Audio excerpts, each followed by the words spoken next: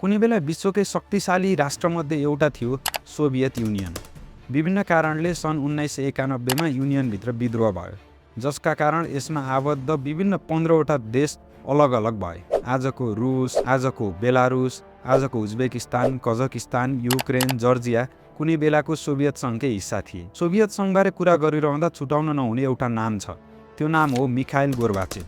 Soviet सङ्घ विघटन हुँदा उनी यसको राष्ट्रपति थिए। आज कतिले उनलाई हिरो, कतिले भिलेनको रूपमा पनि लिन्छन्।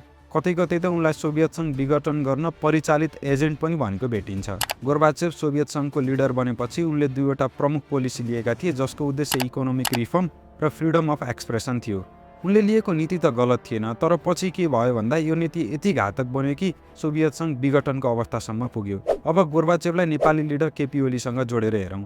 यो निर्वाचनको नतिजापछि मेरो फेसबुकमा जोडिनु भएका एमालेका धेरै क्याडरले एमालेको नेतृत्व अब केपी ओलीले छोड्नुपर्छ भनेर पोस्ट गरिरहेको देख्छु। एमालेकै सेन्ट्रल कमिटीका कतिपय नेताले पनि केपी ओलीबाट अब पार्टी चल्दैन भनेर बोल्न थालेको सुनिन्छ। जेनजी आन्दोलनपछि उनीप्रति खास पब्लिक सेन्टिमेन्ट छैन। पब्लिक त छोडौँ, उनी एमाले भित्रै पनि यति अनपपुलर भएका छन् कि बाहिर बोल्न नसक्नेहरूले पनि भित्रभित्रै अब केपी ओलीले चाहिँ छोड्नुपर्छ भनेकै सुनिन्छ। एउटा सत्य के हो भने अहिले एमाले कोमाको अवस्थामा छ।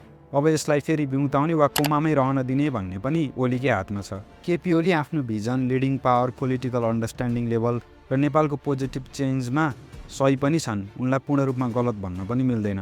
तर जसरी गोर्बाचेभको पोलिसी सही हुँदाहुँदै पनि उनको पक्षमा माहौल बन्न सकेन, ओली अहिले त्यस्तै अवस्थामा छन्। अब एमालेलाई फेरि उठ्न, पुरानै लयमा फर्कन रिफर्म चाहिएको छ।